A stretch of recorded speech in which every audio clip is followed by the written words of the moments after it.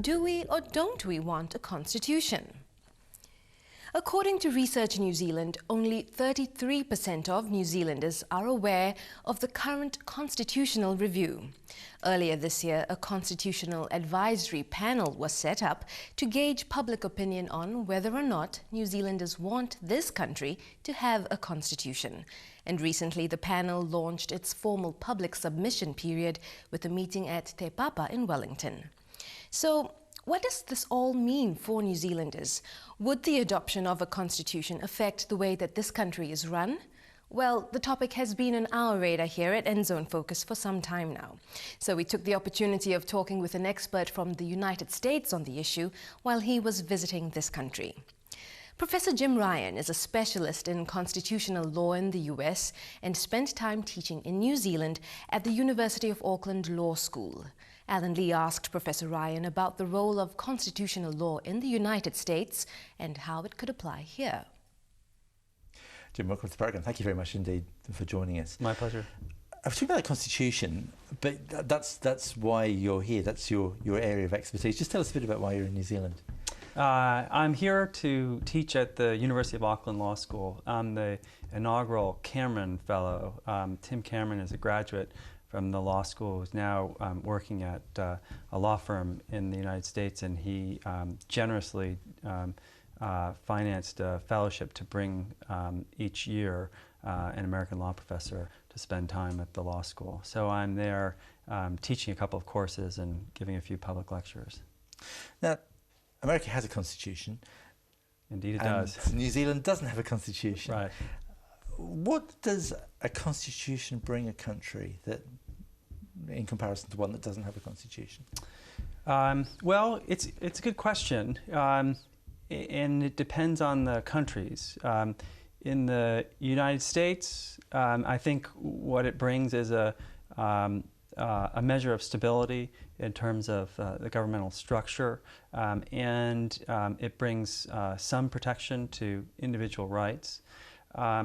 But mostly what it brings, I think, and this is over time, is a respect for the rule of law and a culture that values the rule of law. And a comparison between the United States and New Zealand is instructive because what it indicates is that you don't necessarily need a constitution in order to inculcate respect for the rule of law. If you looked at the United States and New Zealand in terms of government stability, in terms of respect for the rule of law, in terms of respect for individual rights, you'd see many more similarities than differences. Because the New Zealand system is basically based on Britain and, I guess, the Magna Carta.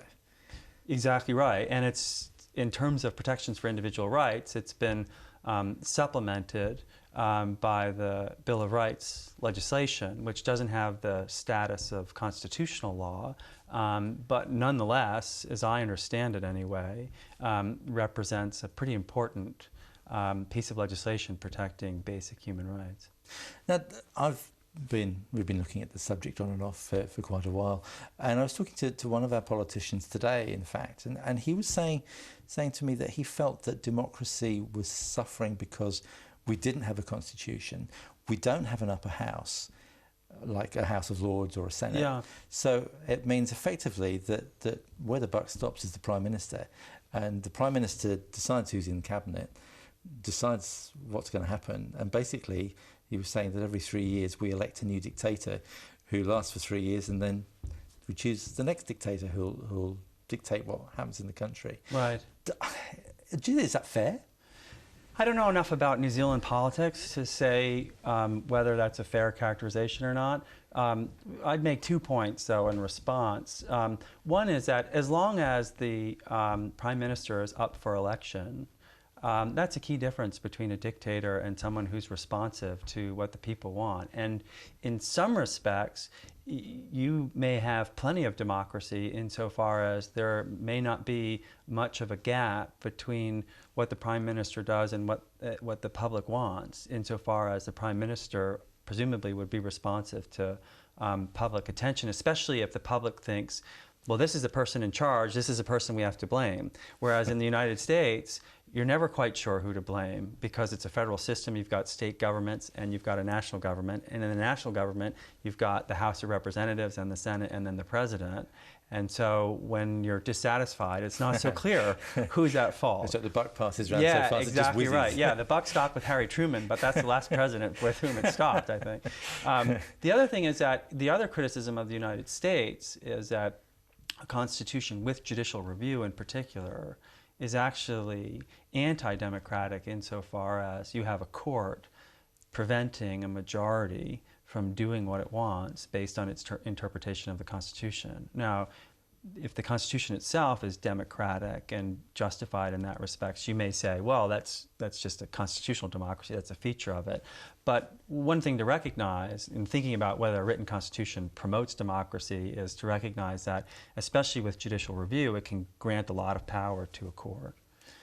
Because I mean, the difference, I guess, here in New Zealand is that courts make decisions, politicians make decisions. So we don't have that constitution written in stone. So it's very flexible. It sort of moves around. Whereas the US Constitution, I mean, how often do you review that Constitution? Yeah, well, it's very rarely been amended because the amendment process is so difficult. But it would be wrong to think that it's inflexible. Many of the provisions are written in abstract terms, and over time, through court interpretations, have been translated into more specific rules. Some would argue that, well, the court has changed the meaning of the Constitution. Some would just say, no, its application changes as circumstances change.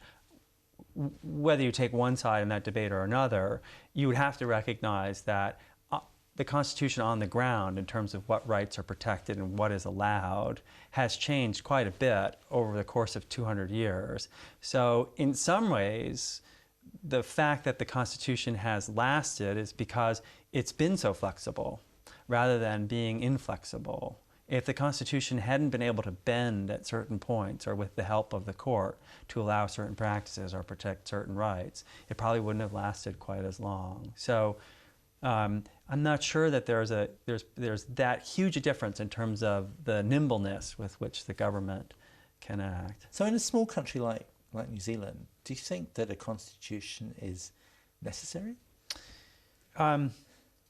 I guess that's a $64 million question, isn't it? You know, I'm reluctant to comment because I'm not sufficiently familiar with New Zealand's history. I think I would want to know, first of all, what do you want the Constitution to accomplish? What do you expect to include within it? What problems do you think need solving? You know, constitutions do two things. They set up the structure of government and they protect individual rights. I understand that there's some complaint about the structure of the New Zealand government, whether it should be whether there should be an upper house, for example. Well, that might be a reason to create a constitution, because it would give you an opportunity to say, we want to change the structure of our government. You don't need a constitution to do that. You could enact a law that would do it, but it might not be as firmly established. It might not get the same amount of attention that it would if you were drafting a constitution. But if you're content with the structure of government and it's fairly stable, do you need a constitution to continue it? Probably not. In terms of individual rights, you know, I think it is a nicely symbolic gesture, but I don't know that in reality it's either necessary or sufficient. And by that I mean, is it necessary? Well, look at the status of rights protections in New Zealand and the status of rights protections in the United States. My guess is that you would not find a huge amount of difference, except for maybe in the area of the right to bear arms, which has been revived in the United States. Is it sufficient? If you look at what the United States Supreme Court has done in terms of protecting individual rights, it has more often than not gone along with what the majority wants. And sometimes the majority is in favor of protecting individual rights and protecting minority rights. So it may be a symbolic gesture that expresses a belief in individual rights and a commitment to them. But whether it is necessary in order to protect individual rights, or whether it's sufficient when the chips are down, will the articulation of a constitutional right really prevent the majority from doing what it wants to do? You know, that's a harder question to answer. So, you know, the Constitution is a big point of pride for Americans. It's a big part of our national identity, and you would be considered a heretic if you said the United States should get rid of its constitution. But for a country that's done as well as New Zealand without a constitution, you know, I just as I think the United States would want to think long and hard before getting rid of its constitution, I think New Zealand would want to think long and hard before adopting one. Fascinating, Jim. Thank you very much indeed. Oh, sure. It's my pleasure. Great. Allan Lee talking there with U.S. constitutional law specialist Professor Jim Ryan. And if you would like to take part in discussions on whether or not New Zealand should adopt a constitution, check out nzcpr.com. And for information about the Constitutional Advisory Panel itself, go to cap.govt.nz or ourconstitution.org.nz.